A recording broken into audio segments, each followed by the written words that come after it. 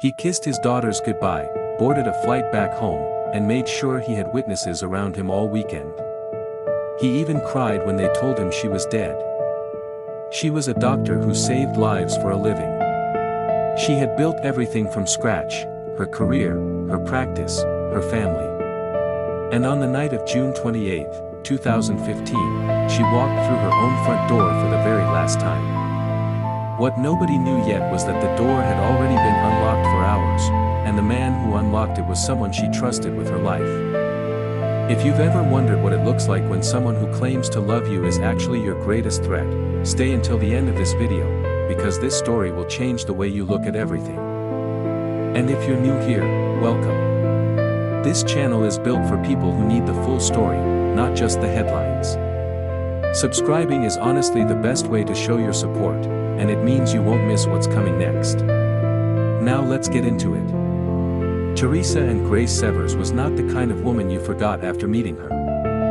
Born in Connecticut in November 1968, she came into the world with an intensity about her, a quiet, burning drive that showed itself early and never let up. She was valedictorian of her high school class in 1986. Not because she was lucky. Not because things came easy. But because Teresa was the kind of person who decided what she wanted and then refused to stop until she had it. She went on to graduate with honors from Ross University School of Medicine in 1996, and was later named Resident of the Year at the University of Florida in Jacksonville. These were not participation trophies. They were proof of a woman who operated at a different level, someone her professors remember, someone her patients never forgot. By 2006, Teresa had done something remarkable. She founded the Restorative Health and Healing Center in Estero, Florida, her own practice, built from the ground up. She wasn't working for someone else's dream. This was hers. And she poured herself into it with everything she had. People who knew Teresa described her the same way, over and over, no matter who you asked. Warm. Disciplined. Present. The kind of doctor who actually listened. The kind of mother who showed up. The kind of woman who made the people around her feel like they mattered, because to her, they genuinely did. She had 2 daughters. Josephine, who everyone called Josie, born in 2004. And Carmela, nicknamed Cammy, born in 2007. Those little girls were her world. Anyone who spent 5 minutes with Teresa knew that. She talked about them constantly. She arranged her schedule around them. She was building something, not just a career, not just a practice, but a life. A real, full, beautiful life. And then she married Mark Severs. Now here is where the story gets complicated, because Mark Severs, on the surface, looked like the right choice. They married in 2004, the same year Josie was born. He was charming. Presentable. The kind of man who knew how to play a room, how to say the right things, how to appear devoted. But beneath that surface, something else was living. Something colder. Forensic psychologists who later studied this case described Mark Severs using very specific language. They called him an organized instrumental offender. That phrase matters. It means someone who doesn't commit violence out of rage or passion or a moment of madness. It means someone who uses violence as a tool. Calculated. Deliberate. Patient.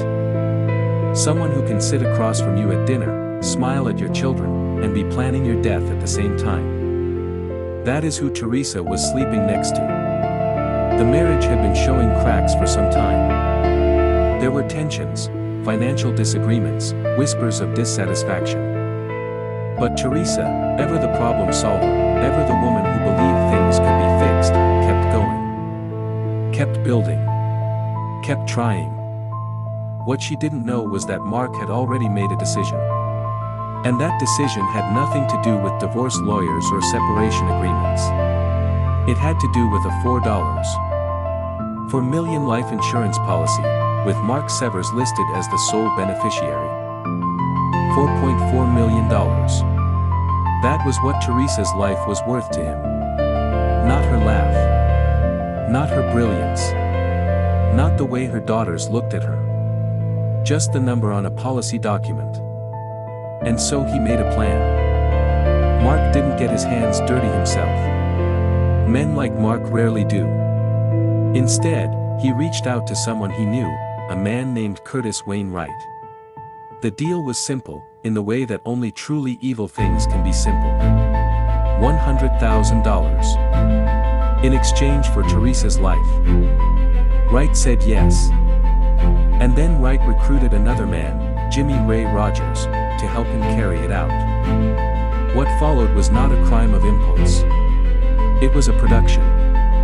They used burner phones so calls couldn't be traced back to them. They communicated through Signal, an encrypted messaging app, specifically chosen because messages would disappear. Every step was designed to leave no trail. Every decision was made with cold, deliberate precision. And Mark made sure he was nowhere near Florida when it happened. He was in the Northeast. He had people around him. He had an alibi so clean it almost looked innocent, because that's exactly what it was designed to look like. On the night of June 28, 2015, Teresa landed at Southwest Florida Regional Airport at approximately 10:50 p.m. She had been traveling. She was tired. She collected her Lexus from the airport parking lot just after 11 p.m., and she drove home to Jarvis Road in Bonita Springs. She had no idea that hours earlier, at 6:09 in the morning, the security alarm at her house had been deactivated. Not broken. Not forced. Deactivated, using the correct code. A code that only someone very close to the family would have had access to. Wright and Rogers had been inside that house. Waiting. In the dark. In silence.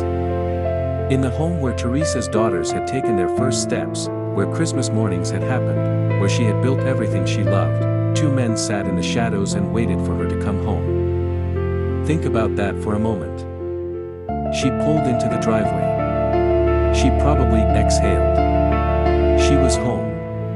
Safe. Whatever exhaustion she was carrying from the trip, it didn't matter now, she was home. She walked through the door and into the kitchen. And that was where they were waiting for her. Teresa Severs was struck 17 times with a hammer. 17. Every blow concentrated on the back of her head. This was not a robbery gone wrong. This was not a moment of panic. This was execution. Deliberate, sustained, and merciless. She never had a chance to scream. She never had a chance to run. She walked through her own front door and into something that had been planned for weeks. The next morning, Teresa didn't show up for work. That alone was enough to raise alarm. Because Teresa Severs did not miss work. Her colleagues knew that. When she wasn't there, and when calls went unanswered, someone went to the house on Jarvis Road. What they found when they got there is something no one should ever have to find. The 911 call came in. Investigators arrived. And immediately, something felt wrong, not just the horror of what had happened to Teresa, but the scene itself. The door showed signs of forced entry. Items were displaced, as if a struggle or a burglary had occurred. It had the visual language of a break-in. But detectives are trained to look past the visual language. And what they saw underneath the surface didn't add up. Nothing of value had been taken. The hammer, the murder weapon, had been left at the scene. And perhaps most tellingly, the security system had not been bypassed by force. It had been turned off with a code. Someone who knew that code had let those men into Teresa's home. The staged scene was falling apart before investigators even finished processing it. And then they started looking at the husband. Mark Severs was in the Northeast when his wife was murdered.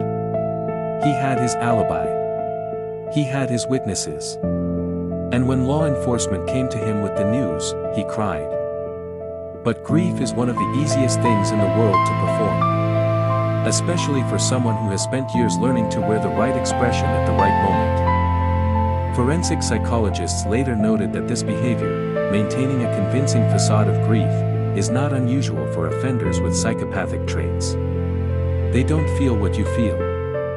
But they have spent a lifetime watching what you feel, and they know how to mirror it back at you. Think about that for a moment. She pulled into the driveway. She probably exhaled. She was home. Safe. Whatever exhaustion she was carrying from the trip, it didn't matter now, she was home. She walked through the door and into the kitchen. And that was where they were waiting for her. Teresa Severs was struck 17 times with a hammer. 17. Every blow concentrated on the back of her head. This was not a robbery gone wrong. This was not a moment of panic. This was execution. Deliberate, sustained, and merciless. She never had a chance to scream. She never had a chance to run. She walked through her own front door and into something that had been planned for weeks. The next morning, Teresa didn't show up for work. That alone was enough to raise alarm. Because Teresa Severs did not miss work. Her colleagues knew that. When she wasn't there, and when calls went unanswered, someone went to the house on Jarvis Road. What they found when they got there is something no one should ever have to find. The 911 call came in. Investigators arrived. And immediately, something felt wrong, not just the horror of what had happened to Teresa, but the scene itself. The door showed signs of forced entry. Items were displaced, as if a struggle or a burglary had occurred. It had the visual language of a break-in. But detectives are trained to look past the visual language. And what they saw underneath the surface didn't add up. Nothing of value had been taken. The hammer, the murder weapon, had been left at the scene. And perhaps most tellingly, the security system had not been bypassed by force. It had been turned off with a code. Someone who knew that code had let those men into Teresa's home. The staged scene was falling apart before investigators even finished processing it. And then they started looking at the husband. Mark Severs was in the Northeast when his wife was murdered. He had his alibi. He had his witnesses. And when law enforcement came to him with the news, he cried. But grief is one of the easiest things in the world to perform. Especially for someone who has spent years learning to wear the right expression at the right moment. Forensic psychologists later noted that this behavior, maintaining a convincing facade of grief, is not unusual for offenders with psychopathic traits. They don't feel what you feel. But they have spent a lifetime watching what you feel, and they know how to mirror it back at you. Mark gave interviews. He spoke about Teresa. He presented himself as a devastated husband, a father trying to hold his family together in the wake of an unimaginable tragedy. Meanwhile, investigators were quietly pulling threads. They found that computers and hard drives from the Severs home had been deliberately erased. Not damaged in a break-in. Erased.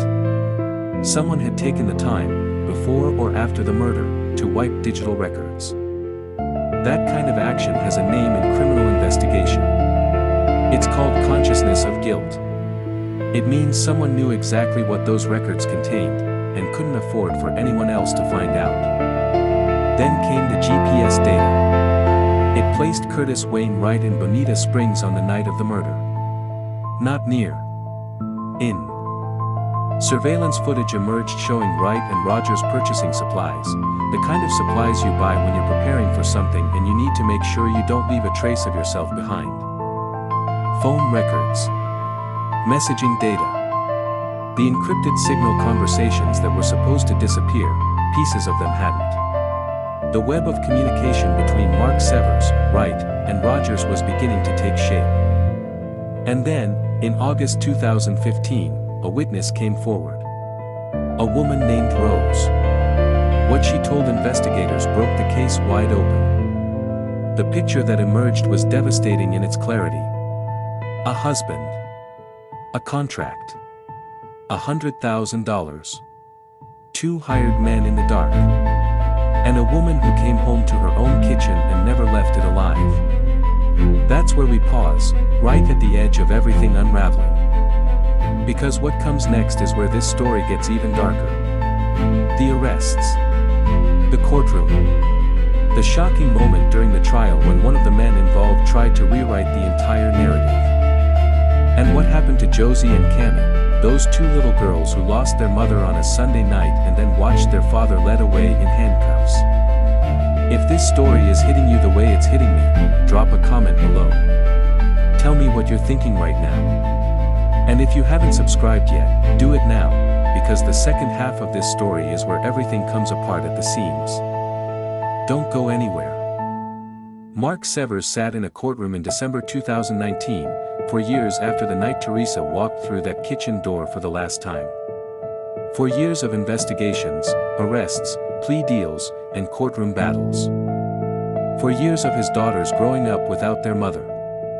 And now, finally, the moment where everything he had built, every lie, every alibi, every carefully constructed performance of grief, would either hold or collapse. It didn't hold. But before we get to Mark, we need to talk about Curtis Wayne Wright. Because Wright is the reason this case cracked open the way it did. He was the man Mark hired. The middleman between a husband's greed and a wife's death. And when investigators closed in, Wright made a calculation, the same kind of cold, transactional calculation that had defined this entire crime from the beginning. He decided that his best chance of survival was cooperation. Wright pleaded guilty to second-degree murder. He told prosecutors everything. The conversations with Mark. The $100,000. The plan. The burner phones. The signal messages. The alarm code. He laid it all out, and in exchange, he received a 25-year prison sentence instead of spending the rest of his life behind bars, or worse. His testimony was a wrecking ball aimed directly at Mark Severs. Jimmy Ray Rogers, the man Wright had recruited to help carry out the murder, did not cooperate. He went to trial and fought it. But the evidence against him was overwhelming: GPS data, surveillance footage, phone records, financial trails. In October 2019, Rogers was convicted of second-degree murder and conspiracy. The judge sentenced him to life in prison without the possibility of parole. He would never walk free again. And then it was Mark's turn. The trial of Mark Severs was not a simple proceeding. It was a reckoning. Prosecutors laid out the entire architecture of the conspiracy, the insurance policy, the communications, the alibi that was too clean, the digital evidence that had been scrubbed but not completely erased. The testimony of Wright, who had been inside the plan from the beginning. They painted a portrait of a man who had looked at his wife, the mother of his children, the woman who had built a life, a practice, a future, and seen nothing but an obstacle between himself and $4.4 million. The defense pushed back. They questioned the reliability of Wright's testimony, pointing out that a man who pleads guilty to avoid a harsher sentence has every incentive to say whatever prosecutors need him to say. They challenged the circumstantial nature of certain pieces of evidence. They tried to create doubt, because doubt is all you need. But the jury looked at everything. Every piece. Every thread. Every timestamp and GPS coordinate and deleted file and encrypted message. They deliberated. And they came back with a verdict. Guilty. First-degree murder. Conspiracy to commit murder. Mark Severs was convicted on both counts in December 2019. The same man who had kissed his daughters goodbye, established his alibi, performed his grief, and waited for the insurance money, was now looking at the rest of his life defined by what he had done to Teresa. The sentence was death. Mark Severs currently sits on death row. Now here is where the story takes one more dark and complicated turn, because in October 2025, something happened that sent shockwaves through everyone who had followed this case.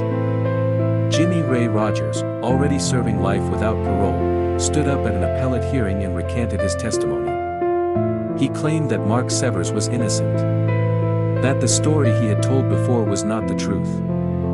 That something had gone wrong in the way this case was prosecuted, and that the man sitting on death row did not deserve to be there. The courtroom felt the weight of that moment immediately. But here is what you need to understand about recantations, especially in cases like this one. They happen. They happen more than people realize. And they happen for all kinds of reasons. Sometimes a recantation is the truth finally surfacing. Sometimes it is a last desperate move by a man with nothing left to lose, grasping for anything that might create movement in a case that has long been decided. Sometimes it is loyalty. Sometimes it is manipulation. Sometimes it is something else entirely that only the person recanting truly understands. What prosecutors were clear about was this: the physical evidence against Mark Severs did not depend on Roger's testimony alone. The GPS data, the surveillance footage, the financial records, the erased hard drives, the insurance policy, the encrypted communications, the testimony of Wright. None of that disappeared because Rogers changed his story in an appellate hearing a decade after the murder. The appeal remains unresolved. The legal process continues. And Mark Severs remains on death row while the courts work through what Rogers' recantation actually means for the case. Justice, it turns out, is rarely a clean and finished thing. It is a process, long, grinding, and sometimes agonizing, especially for the people waiting on the other side of it. And those people, the ones waiting, bring us to the part of this story that never makes the headlines the way the courtroom drama does. The part that doesn't have a verdict or a sentencing date. The part that just quietly continues, long after the cameras have moved on. Josie and Cammie. Josie was 10 years old when her mother was murdered. Cammie was 7. 10 and 7, ages where you are still learning the shape of the world, still trusting that the people who are supposed to protect you actually will. And in one night, on a Sunday in June, everything they had been building their understanding of life around was destroyed. Their mother was gone. Not just gone, taken. Taken in the most violent, deliberate way imaginable. And the person responsible was their father. The man who had tucked them in. The man they called Dad. The man who had kissed them goodbye before he flew back to the Northeast and waited for news that his wife was dead. How do you explain that to a 10-year-old? How do you explain it to a 7-year-old? How do you find language for something that even adults struggle to comprehend? After the trial, Josie and Cammie were relocated to Connecticut to live with their maternal grandmother, Mary Ann Groves, Teresa's mother. The woman who had raised Teresa, who had watched her become a valedictorian and a doctor and a mother, was now raising Teresa's children. Carrying grief in one hand and responsibility in the other, every single day. Those girls carry something that no child should ever have to carry. They carry the loss of their mother. They carry the knowledge of how she died. They carry the truth about who their father is and what he chose to do. And they carry all of it while still trying to grow up, still trying to become whoever they are going to be in this world. Teresa wanted so much for them. Anyone who knew her knew that. She arranged her life around those girls. She built her practice so she could be present for them. She was creating something stable and full and rich, a foundation they could stand on for the rest of their lives. Mark took that from them too. Not just their mother. The foundation. The safety. The certainty that home is a place where you are protected. What this case forces us to confront, really confront, not just observe from a distance, is how invisible the most dangerous threats can be. Teresa Severs was not naive. She was not careless. She was one of the most educated, disciplined, perceptive women you could meet. She had spent her career reading people, understanding bodies, diagnosing what was hidden beneath the surface. And still, she could not see what was living inside the man she had married. Because men like Mark Severs are not obvious. They do not announce themselves. They do not tip their hand. They are compartmentalized in a way that most people cannot fully grasp, capable of existing in two completely separate realities at the same time. In one reality, he was a husband, a father, a man living a normal life in a house on Jarvis Road. In another reality, he was coordinating a murder, managing co-conspirators, and planning the precise alibi he would use when the call came that his wife was dead. Both of those realities existed simultaneously. That is the most chilling thing about this case. Not the crime scene. Not the 17 hammer blows. Not even the insurance money. It is the doubleness of it, the way he held both lives in his hands at the same time and felt, apparently, nothing. Forensic psychologists describe this as psychopathic compartmentalization. The inability to experience genuine empathy. The tendency to view other people, even people you live with, even people who share your bed and your children, as tools or obstacles rather than human beings. Teresa was not a person to him in those final months. She was a policy. A number. A problem standing between him and a solution. That is what makes this case not just a crime story. It is a warning. It is a reminder that danger does not always look dangerous. That betrayal does not always announce itself. That sometimes the most catastrophic threat to your life is the one sitting across from you at breakfast. Teresa Severs deserved better than the end she got. She deserved to watch Josie grow up. She deserved to see Cammie find her voice. She deserved more years in that practice she built, more patients whose lives she would have changed, more mornings and more ordinary Sundays. She deserved the full life she was in the middle of living. Her legacy is not the murder. Her legacy is the valedictorian who never stopped pushing. The doctor who listened when others didn't. The mother who arranged the whole shape of her life around two little girls who needed her. The woman who built something real, and who deserved every single year of it. Justice came. Slow and imperfect and still churning through appeals, but it came. And the world knows her name not because of how she died, but because of who she was. That matters. It has to. If this story stayed with you, and I believe it did, leave a comment below and tell me what hit you hardest. And if you're not subscribed yet, now is the time. Every story on this channel is told the way Teresa's deserve to be told, completely, carefully, and with the weight it deserves. Hit subscribe and stay close. Because there are more stories like this one. And they all deserve to be heard.